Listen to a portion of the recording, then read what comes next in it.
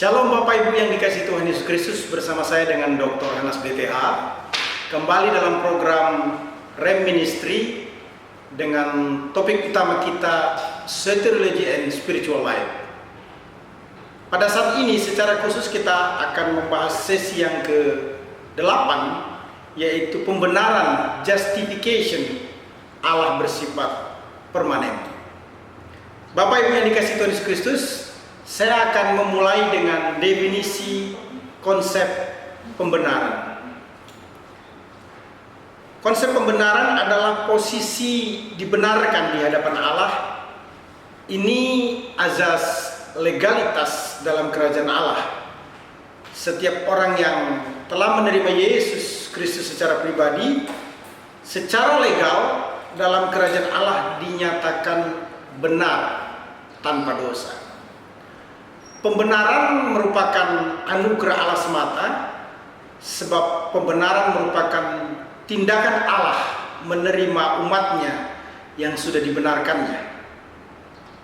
Tidak seorang pun dapat membenarkan diri di hadapan Allah, sebagaimana dijelaskan dalam Roma 3 ayat 9 sampai dengan ayat yang ke-23. Firman Tuhan berkata demikian.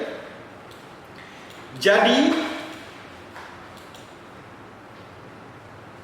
bagaimana? Adakah kita mempunyai kelebihan daripada orang lain? Sama sekali tidak. Sebab di atas telah kita tuduh baik orang Yahudi maupun orang Yunani bahwa mereka semua ada di bawah kuasa dosa. Seperti ada tertulis, tidak ada yang benar, seorang pun tidak. Tidak ada seorang pun yang berakal budi, tidak ada seorang pun yang mencari Allah. Semua orang telah menyeleweng, mereka semua tidak berguna. Tidak ada yang berbuat baik, seorang pun tidak. Kerongkongan mereka seperti kubur yang terenganga, lidah mereka merayu-rayu, bibir mereka mengandung bisa, mulut mereka penuh dengan sumpah serapah, kaki mereka cepat untuk menumpahkan darah. Keruntuhan dan kebinasan mereka tinggalkan di jalan mereka, dan jalan damai tidak mereka kenal. Rasa takut kepada Allah tidak ada pada orang itu.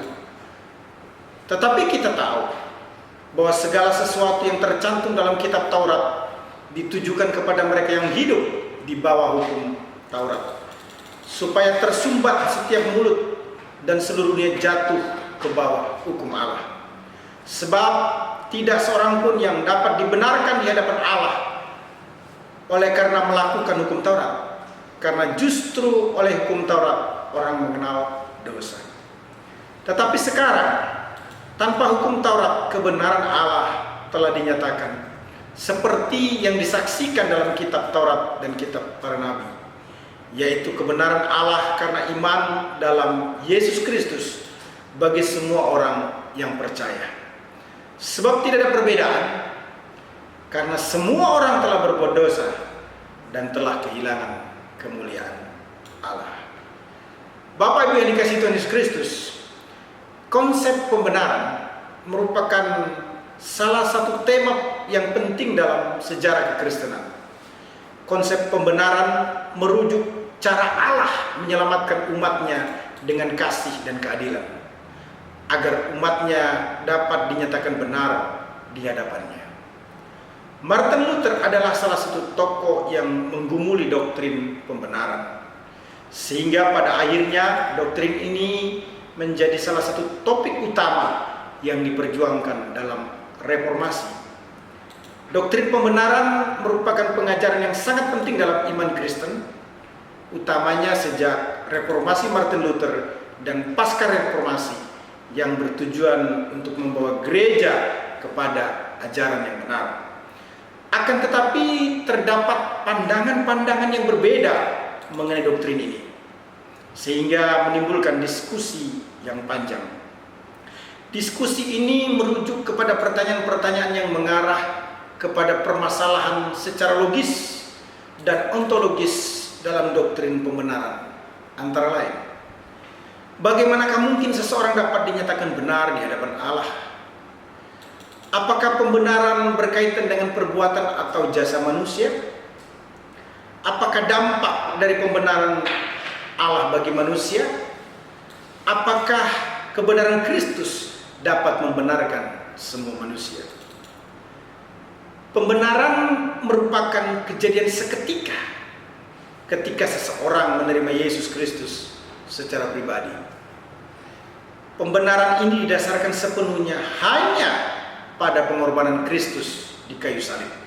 Sebagaimana dijelaskan dalam 1 Petrus 2 ayat 24 yang menyatakan, Ia sendiri telah memikul dosa kita di dalam tubuhnya di kayu salib, supaya kita yang telah mati terhadap dosa hidup untuk kebenaran.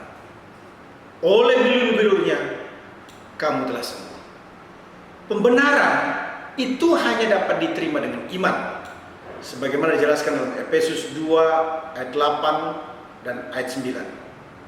Sebab karena kasih karunia kamu diselamatkan atau dibenarkan oleh iman. Itu bukan hasil usahamu, tetapi pemberian Allah. Itu bukan hasil pekerjaanmu. Jangan ada orang yang memegahkan diri. Jadi Bapak Ibu, tidak ada usaha apapun yang diperlukan untuk memperoleh pembenaran. Jika tidak demikian, maka tentu pembenaran tidak dapat disebut anugerah. Karenanya kita dibenarkan oleh iman, sebagaimana diperkuat dalam Roma 5 ayat 1. Sebab itu kita yang telah dibenarkan karena iman, kita hidup dalam damai sejahtera dengan Allah oleh karena Tuhan kita Yesus Kristus. Pembenaran diperhitungkan kepada mereka yang telah mendapatkan panggilan efektif dari Allah. Pembenaran dari Allah merujuk kepada keadilan yang dinyatakan Allah kepada Yesus Kristus dan manfaatnya diterima oleh orang pilihannya. Pembenaran merupakan suatu anugerah yang besar dari Allah yang diperuntukkan kepada umat pilihannya. Bukan karena mereka lebih baik daripada orang lain, tetapi sepenuhnya adalah belas kasihan Allah kepada mereka. Pembenaran ditetapkan Allah sejak kekekalan dan diaktualisasikan secara historis pada waktu Roh Kudus bekerja di dalam hati orang-orang pilihannya. Pembenaran yang dikerjakan Kristus bukan hanya membenarkan orang-orang pilihan di hadapan Allah saja, tetapi juga mengembalikan hubungan yang semula antara Allah dan manusia. Pembenaran bersifat menyeluruh, di mana setiap hari orang percaya berada dalam Kristus untuk terus-menerus hidup dibenarkan. Karena ketatan Kristus bersifat aktif dalam menanggung dosa yang tidak dapat ia perbuat, maka umatnya secara aktif menerima anugerah dari pembenaran Kristus. Pembenaran Kristus bersifat tuntas dan menyeluruh dari seluruh zaman, di mana Kristus telah lunas membayar hutang dosa dari sejak zaman Perjanjian Lama sampai Perjanjian Baru. Bapak Ibu yang dikasihi Tuhan Yesus Kristus, kita perlu memperhatikan unsur yang berhubungan dengan pembenaran. Pertama, pengampunan dosa dan pemindahan atau pengangkatan kesalahan atau rasa salah dan penghukuman karena dosa. Kedua, penuangan atau penempatan kepada posisi atau kedudukan yang menyenangkan hati Allah dan pengangkatan sebagai anaknya. Ketiga, adanya pembebasan dari kutuk Taurat. Luar biasa Bapak Ibu yang dikasihi Tuhan Yesus, karena pembenaran itu mengandung berkat atau ada hasil yang dapat kita peroleh dari pembenaran. Setidaknya ada 3. Yang pertama, hasil pembenaran meliputi pembebasan dari hukum dosa. Roma 8 ayat 11 dan 33 sampai dengan 34 menjelaskan, demikianlah sekarang tidak ada penghukuman bagi mereka yang ada di dalam Kristus Yesus. Siapakah yang akan menggugat orang-orang pilihan Allah? Allah yang membenar mereka. Siapakah yang akan menghukum mereka? Kristus Yesus yang telah mati, bahkan lebih lagi, yang telah bangkit, yang juga duduk di sebelah kanan Allah, yang malah menjadi pembela bagi kita. Kedua, pembebasan dari murka Allah yang menimpa manusia beriman sebagai akibat dosanya. Ketiga, pahala bagi perbuatan orang-orang percaya, karena secara hukum atau hak legal, maka semua perbuatan pelayanan diberi pahala oleh Allah. Pahala yang dimaksudkan adalah mahkota yang akan diterima oleh setiap orang percaya di Bema ketika Kristus datang mengangkat gerejanya. Namun perlu kita perhatikan Bapak Ibu, bahwa mahkota tersebut hanya diberikan bila memenuhi kualifikasi. Kualifikasi pertama adalah motivasi. Kualifikasi kedua adalah mutu. Kualifikasi ketiga adalah metode. Bapak Ibu yang dikasihi Tuhan Yesus Kristus, saya akan menjelaskan secara detail 3 kualifikasi daripada standar ataupun penyebab orang akan menerima mahkota pada waktu bertemu Kristus di Bema. Yang pertama, motivasi. Motivasi setiap orang melayani ada 2, baik atau jahat. 2 Korintus 5 ayat 10 menyatakan, sebab kita semua harus menghadap tahta pengadilan Kristus, supaya setiap orang memperoleh apa yang patut diterimanya sesuai dengan yang dilakukannya dalam hidupnya ini, baik ataupun jahat. Motivasi yang benar adalah baik.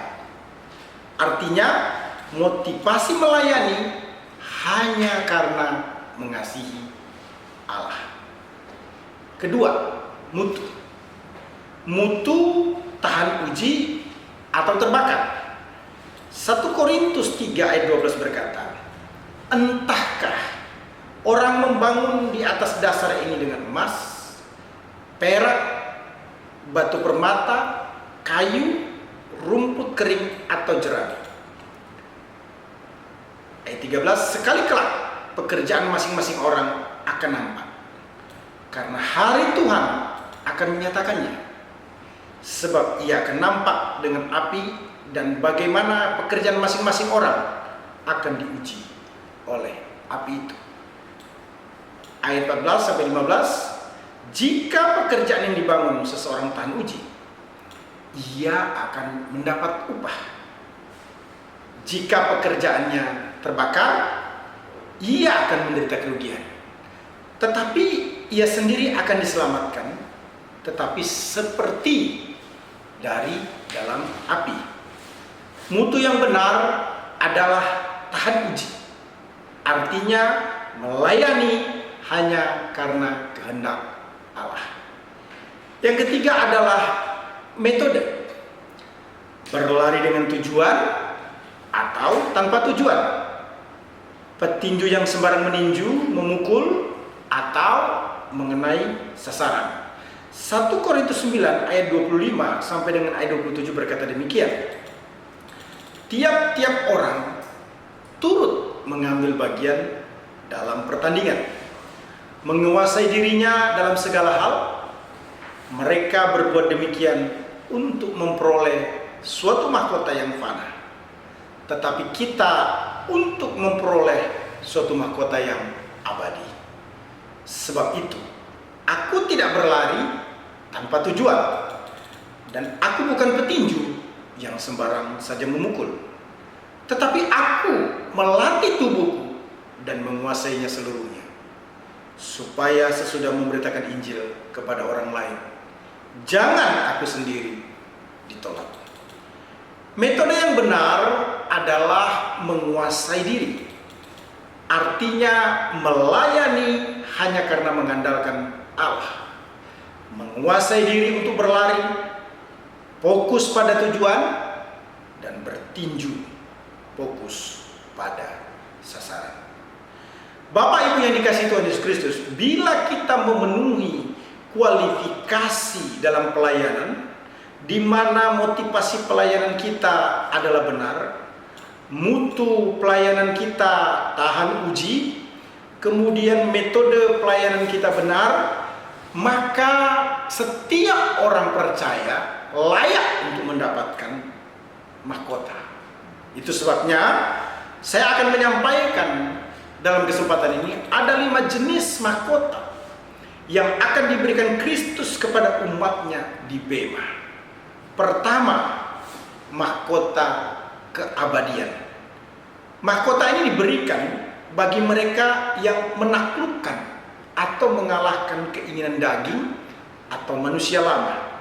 Sebagaimana dijelaskan dalam 1 Korintus 9 ayat 25. Firman Tuhan berkata demikian. Tiap-tiap orang yang turut mengambil bagian dalam pertandingan menguasai dirinya dalam segala hal. Mereka berbuat demikian untuk memperoleh suatu mahkota yang fana, tetapi kita untuk memperoleh suatu mahkota yang abadi. Mahkota yang kedua adalah mahkota kesukaan bagi mereka yang memenangkan jiwa untuk Kristus. Sebagaimana dijelaskan dalam 1 Tesalonika 2 ayat 19, sebab siapakah pengharapan kami atau sukacita kami atau mahkota kemegahan kami di hadapan Yesus Tuhan kita pada waktu kedatangannya kalau bukan kamu. Mahkota yang ketiga adalah mahkota kehidupan bagi mereka yang bertahan dalam penderitaan. Sebagaimana dijelaskan di dalam Yakobus 1 ayat 12. Berbahagialah orang yang bertahan dalam pencobaan, sebab apabila ia sudah tahan uji, ia akan menerima mahkota kehidupan yang dijanjikan Allah kepada barang siapa yang mengasihinya. Mahkota yang keempat adalah mahkota kebenaran, diperuntukkan bagi mereka yang menantikan kedatangannya atau rapture. Sebagaimana yang dijelaskan dalam 2 Timotius 4 ayat 8, sekarang telah tersedia bagiku mahkota kebenaran yang akan dikaruniakan kepadaku oleh Tuhan, Hakim yang adil pada harinya. Tetapi bukan hanya kepadaku, melainkan juga kepada semua orang yang merindukan kedatangannya. Mahkota yang kelima adalah mahkota kemuliaan, diperuntukkan bagi mereka yang bersedia memelihara domba-domba Allah. Sebagaimana dijelaskan dalam 1 Petrus 5 ayat yang keempat. Firman Tuhan menyatakan demikian. Maka kamu, apabila Gembala Agung datang, kamu akan menerima mahkota kemuliaan yang tidak dapat layu. Wow, luar biasa Bapak Ibu yang dikasihi Tuhan Yesus Kristus. Jadi mari kita semua bersemangat di dalam melayani pekerjaan Tuhan, karena kita akan mendapatkan mahkota. Ada 5 mahkota yang Tuhan janjikan, yaitu mahkota keabadian, mahkota kesukaan, mahkota kehidupan, mahkota kebenaran, dan mahkota kemuliaan. Pada saat ini saya juga akan menjelaskan justification or made right menurut Roma 4 ayat 1 sampai dengan 10 dan ayat 18. Ada 3 hal penting terkait dengan justification or made right menurut Roma 4 ayat 1 sampai 10 dan ayat 18 ini. Yang pertama, pembenaran diperuntukkan bagi umatnya. Ayat 1 sampai dengan ayat yang kelima menyatakan demikian. Jadi, apakah akan kita katakan tentang Abraham, bapa leluhur jasmani kita? Sebab jikalau Abraham dibenarkan karena perbuatannya, maka ia beroleh dasar untuk bermegah, tetapi tidak di hadapan Allah. Sebab apakah dikatakan nats kitab suci? Lalu percayalah Abraham kepada Tuhan, dan Tuhan memperhitungkan hal itu kepadanya sebagai kebenaran. Kalau ada orang yang bekerja, upahnya tidak diperhitungkan sebagai hadiah, tetapi sebagai haknya. Tetapi kalau ada orang yang tidak bekerja, namun percaya kepada Dia yang membenarkan orang durhaka, imannya diperhitungkan menjadi kebenaran. Pembenaran bukanlah upah karena kita bekerja, melainkan hadiah karena pembenaran diberikan oleh Yesus Kristus. Bapak Ibu yang dikasihi Tuhan Yesus Kristus, Yesus Kristus membenarkan secara de jure atau secara hukum setiap orang beriman tanpa syarat, karena setiap orang percaya telah mengalami pengampunan Allah. Roma 1 ayat 17 berkata, sebab di dalamnya nyata kebenaran Allah yang bertolak dari iman dan memimpin kepada iman. Seperti ada tertulis, orang benar akan hidup oleh iman. Teks yang paralel juga dijelaskan di dalam Ibrani 11 ayat 1 tentang iman itu. Iman adalah dasar dari segala sesuatu yang kita harapkan dan bukti dari segala sesuatu yang tidak kita lihat. Jadi jelas sekali bahwa pembenaran mencakup totalitas waktu. Paulus tidak hanya berkata bahwa pembenaran diperuntukkan bagi umatnya, tapi juga Paulus berkata yang kedua bahwa pembenaran itu menciptakan kebahagiaan. Sebagaimana dijelaskan dalam ayat 6 sampai dengan ayat yang ke-8 dari Roma pasal 4, firman Tuhan berkata demikian. Seperti juga Daud menyebut berbahagia orang yang dibenarkan Allah bukan berdasarkan perbuatannya. Berbahagialah orang yang diampuni pelanggaran-pelanggarannya dan yang ditutupi dosa-dosanya. Berbahagialah manusia yang kesalahannya tidak diperhitungkan Tuhan kepadanya. Menarik sekali. Berbahagia terjadi karena semua pelanggaran diampuni. Berbahagia terjadi karena semua dosa ditutupi. Bahagia terjadi karena semua kesalahan tidak diperhitungkan. Roma 4 ayat 68 merupakan kutipan dari Mazmur 32 ayat 1 sampai dengan ayat yang kedua. Firman Tuhan berkata demikian, dari Daud, nyanyian pengajaran, berbahagialah orang yang diampuni pelanggarannya, yang dosanya ditutupi. Berbahagialah manusia yang kesalahannya tidak diperhitungkan Tuhan dan yang tidak berjiwa penipu. Menarik sekali. Jadi Paulus dalam Roma 4 ayat 6 sampai 8 ini mengutip apa yang dikatakan Mazmur 32 ayat 1 sampai dengan ayat yang kedua. Perlu kita ketahui bersama bahwa penulisan Mazmur 32 ayat 1 sampai 2 oleh Daud terkait dengan dosa-dosa Daud ketika berbuat zina dengan Batseba, termasuk juga skenario pembunuhan suami Batseba, yakni Uria. Bapak Ibu yang dikasihi Tuhan Yesus Kristus, kebahagiaan dari dunia ini sifatnya temporer. tetapi kebahagiaan dari Allah bersifat permanen dan bukan bersyarat. Itu sebabnya Bapak Ibu, menarik sekali terkait dengan berbahagia ini.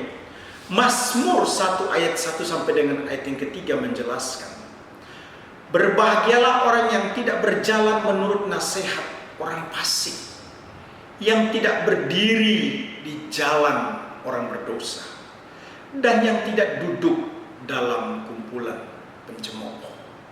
Tetapi yang kesukaannya ialah Taurat Tuhan, dan yang merenungkan Taurat itu siang dan malam. Ia seperti pohon yang ditanam di tepi aliran air, yang menghasilkan buahnya pada musimnya, dan yang tidak lai daunnya. Apa saja yang diperbuatnya berhasil. Teks ini paralel dengan apa yang dinyatakan dalam Yeremia 17 ayat yang ke-7. Diberkatilah orang yang mengandalkan Tuhan dan yang menaruh harapannya pada Tuhan. Jadi jelas sekali, setelah kita mempelajari Mazmur 1 ayat 1 sampai dengan yang ketiga dan Yeremia 17 ayat yang ke-7, maka kita dapat simpulkan bahwa yang disebut berbahagia itu adalah yang diberkati, dan itu terjadi pada orang yang dibenarkan oleh Allah. Pembenaran diperuntukkan bagi umatnya. Pembenaran menciptakan kebahagiaan. Dan yang ketiga yang tidak kalah penting adalah pembenaran, jaminan mengalami janjinya. Sebagaimana dijelaskan di dalam Roma pasal 4 ayat yang ke-9, 10 dan ayat 18. Firman Tuhan berkata demikian. Adakah ucapan bahagia ini hanya berlaku bagi orang bersunat saja, atau juga bagi orang tak bersunat? Sebab telah kami katakan bahwa kepada Abraham iman diperhitungkan sebagai kebenaran. Dalam keadaan manakah hal itu diperhitungkan? Sebelum atau sesudah ia disunat? Bukan sesudah disunat, tetapi sebelumnya. Ayat 18. Sebab sekalipun tidak ada dasar untuk berharap, namun Abraham berharap juga dan percaya bahwa ia akan menjadi bapa banyak bangsa, menurut yang telah difirmankan, demikianlah banyaknya nanti keturunan. Bapak Ibu yang dikasihi Tuhan, janji Allah diterima karena tetap berharap sekalipun tidak ada dasarnya. Itulah yang menjadi prinsip bagi Abraham. Pribadi Allah itu terbukti mampu dan tidak pernah tidak setia menepati janjinya. Janji Allah ya dan amin, bukan seperti manusia yang terkadang tidak ditepati. Itu sebabnya kita perlu memperhatikan Ulangan 30 ayat yang ke-9 sampai dengan ayat yang ke-10 berkata demikian. Tuhan Allah akan melimpahi engkau dengan kebaikan dalam segala pekerjaan, dalam buah kandunganmu, dalam hasil ternakmu, dan dalam hasil bumimu. Sebab Tuhan Allahmu akan bergirang kembali karena engkau dalam keberuntunganmu, seperti ia bergirang karena nenek moyangmu dahulu. Apabila engkau mendengarkan suara Tuhan Allahmu dengan berpegang pada perintah dan ketetapannya yang tertulis dalam kitab Taurat ini, dan apabila engkau berbalik kepada Tuhan Allahmu dengan segenap hatimu dan dengan segenap jiwa. Perjanjian baru memperkuat di dalam Lukas 1 ayat 37.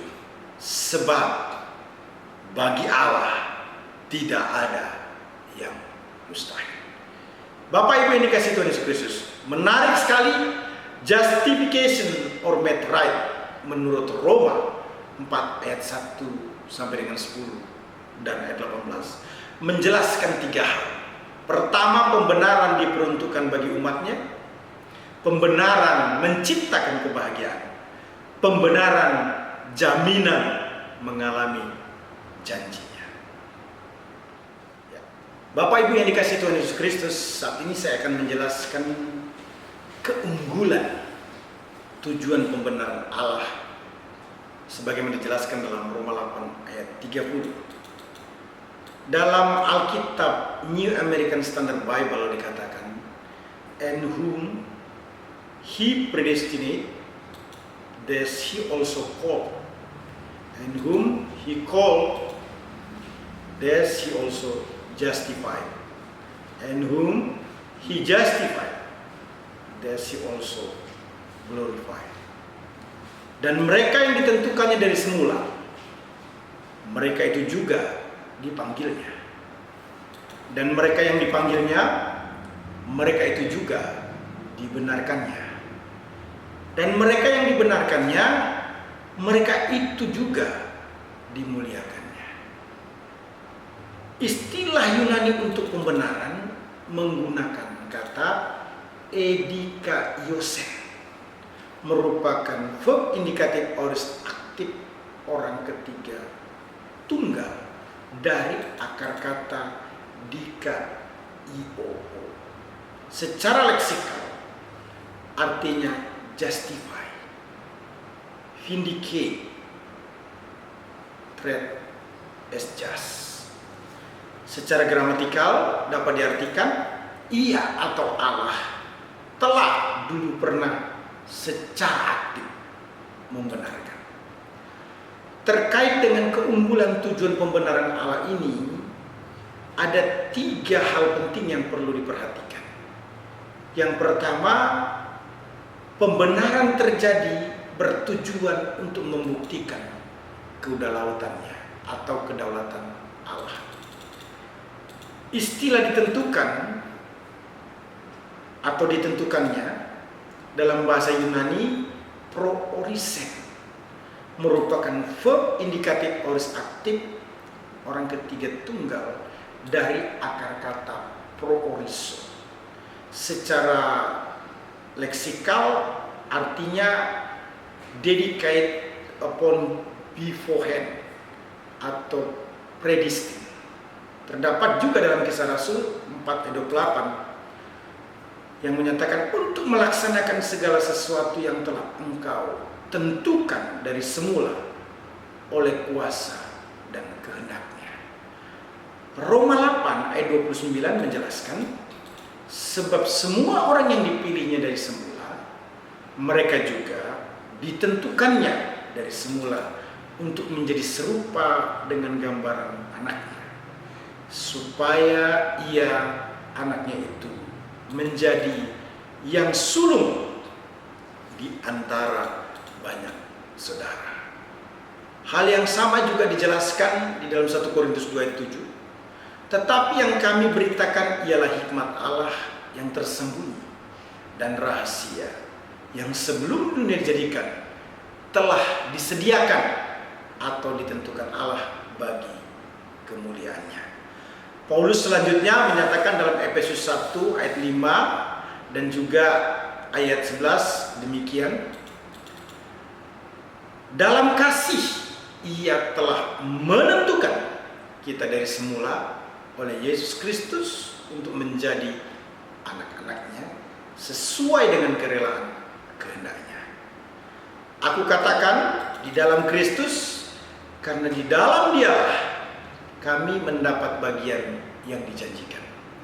Kami yang dari semula ditentukan untuk menerima bagian itu sesuai dengan maksud Allah yang di dalam segala sesuatu bekerja menurut keputusan kehendaknya. Secara gramatikal, istilah proorisen dalam Roma 8 ayat 30 artinya ia, yaitu Allah, telah atau dulu pernah secara aktif menentukan atau memilih. Bapak Ibu yang dikasihi Tuhan Yesus, Yohanes 5 ayat 24 menyatakan, Aku berkata kepadamu, Sesungguhnya barang siapa mendengar perkataanku dan percaya kepada Dia yang mengutus aku, ia mempunyai hidup yang kekal dan tidak turut dihukum. Sebab ia sudah pindah dari dalam maut ke dalam hidup. Melalui Yohanes 5:24 ini ada 3 hal penting yang perlu kita ketahui. Yang pertama adalah istilah meta bebeken. Ini merupakan verb indikatif perfect aktif orang ketiga tunggal, yang artinya ia pasti telah atau dulu pernah pindah dari dalam maut ke dalam hidup. Ini menjelaskan masa lalu. Jadi ketika orang menerima Yesus Kristus, maka di masa lalu orang tersebut berpindah dari dalam maut ke dalam hidup. Hal yang kedua yang perlu diperhatikan dari Yohanes 5 ayat 24 ini adalah istilah eksi, merupakan verb indikatif present aktif orang ketiga singular atau tunggal. Artinya ia pasti sedang terus-menerus mempunyai hidup yang kekal. Ini bicara masa kini. Jadi orang yang sudah menerima Yesus secara pribadi, di masa kini ia mempunyai hidup yang kekal. Selanjutnya, hal terakhir yang perlu diperhatikan dari Yohanes 5:24 adalah istilah o, erketai. Istilah o artinya tidak. Istilah erketai ini merupakan verb atau kata kerja indikatif present middle orang ketiga tunggal. Artinya, ia pasti sedang terus-menerus tidak turut untuk kepentingan dirinya sendiri. Yang dimaksudkan tidak turut di sini adalah tidak turut dihukum. Ini berbicara tentang masa datang. Jadi Bapak Ibu yang dikasihi Tuhan Yesus Kristus, karena pembenaran yang dikerjakan oleh Kristus, maka di masa lalu orang percaya sudah pindah dari dalam maut ke dalam hidup. Di masa kini orang percaya memperoleh hidup yang kekal. Di masa mendatang orang percaya tidak turut dihukum. Kedaulatannya adalah menjamin secara absolut untuk membenarkan. Hal ini paralel sekali dengan kepastian hidup yang kekal, sebagaimana dijelaskan dalam Yohanes 5 ayat yang ke-24. Keunggulan tujuan pembenaran Allah bukan hanya menjelaskan pembenaran terjadi bertujuan untuk membuktikan kedaulatannya. Namun yang kedua juga yang harus diperhatikan, pembenaran terjadi bertujuan untuk menggenapi kehendaknya. Dijelaskan ada istilah dipanggilnya dalam bahasa Yunani ekkalesen, merupakan verb atau kata kerja indikatif aorist aktif orang ketiga tunggal dari akar kata kaleo. Secara leksikal diartikan call, name, address as, invite. God or Christ call to eternal salvation atau repentance. Secara gramatikal artinya ia telah dulu pernah secara aktif memanggil. Mari kita lihat apa yang dikatakan Yeremia 29 ayat 11. Sebab aku ini mengetahui rancangan-rancangan apa yang ada padaku mengenai kamu. Dengan demikian, maka kita perlu memperhatikan ayat selanjutnya, yaitu rancangan damai sejahtera dan bukan rancangan kecelakaan, untuk memberikan kepadamu hari depan yang penuh harapan. Wow, luar biasa. Jadi pembenaran itu bertujuan untuk menggenapi kehendaknya. Kehendaknya adalah memberikan hari depan yang penuh harapan. Bahkan Roma 8 ayat 28 yang merupakan tulisan Paulus juga memberikan penguatan. Kita tahu sekarang bahwa Allah turut bekerja dalam segala sesuatu untuk mendatangkan kebaikan bagi mereka yang mengasihi Dia, yaitu bagi mereka yang terpanggil sesuai dengan rencana Allah. Kehendaknya selalu baik. Itu tujuan pembenaran. Kehendaknya selalu baik adanya dalam menghadapi setiap kemelut di dunia, sehingga kita selalu mengalami kebaikan atau kemenangan bersamanya. Keunggulan tujuan pembenaran Allah bukan hanya berbicara bahwa pembenaran terjadi bertujuan untuk membuktikan kedaulatannya, sehingga setiap orang percaya memperoleh kepastian hidup yang kekal. Yang kedua, pembenaran terjadi bertujuan untuk menggenapi kehendaknya, agar setiap orang percaya mengalami kebaikan atau kemenangan bersamanya. Tetapi juga yang tidak kalah penting adalah yang ketiga, pembenaran terjadi bertujuan untuk memuliakan umatnya. Dijelaskan dimuliakannya, istilah dimuliakannya dalam bahasa Yunani edoxasen, merupakan verb indikatif aorist aktif orang ketiga tunggal dari akar kata doxazo. Secara leksikal artinya praise, honor, magnify, clothe in splendor, glorify. Secara gramatikal artinya ia telah atau dulu pernah sungguh-sungguh secara aktif memuliakan. Teks Perjanjian Baru memberi penguatan oleh Yakobus dalam Yakobus 1 ayat 12, berbahagialah orang yang bertahan dalam pencobaan, sebab apabila ia sudah tahan uji, ia akan menerima mahkota kehidupan yang dijanjikan Allah kepada barang siapa yang mengasihinya. Bahkan Petrus dalam 1 Petrus 5 ayat 2 sampai dengan ayat keempat menyatakan, gembalakanlah kawanan domba Allah yang ada padamu, jangan dengan paksa, tetapi dengan sukarela sesuai dengan kehendak Allah, dan jangan karena mau mencari keuntungan, tetapi dengan pengabdian diri.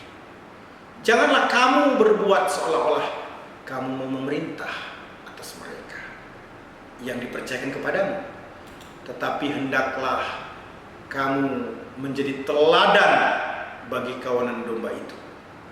Maka kamu, apabila Gembala Agung datang, kamu akan menerima mahkota kemuliaan yang tidak dapat lain. Kemuliaan di masa mendatang dalam milenium, yaitu kerajaan 1000 tahun damai bersama dengan Kristus, mendorong kita untuk selalu melayaninya dengan hidup berkenan, yaitu mengasihi dan menggembalakan umatnya dengan sungguh-sungguh. Jadi pembenaran bertujuan untuk memuliakan umatnya, artinya Tuhan mengizinkan kita untuk berbuat sesuatu selama kita hidup, yaitu hidup berkenan, mengasihi Allah dan melayani umatnya dengan sungguh-sungguh, agar dalam milenium nanti kita bisa memerintah bersama dengan Tuhan Yesus Kristus. Saya percaya Tuhan memberkati kita semua. Shalom.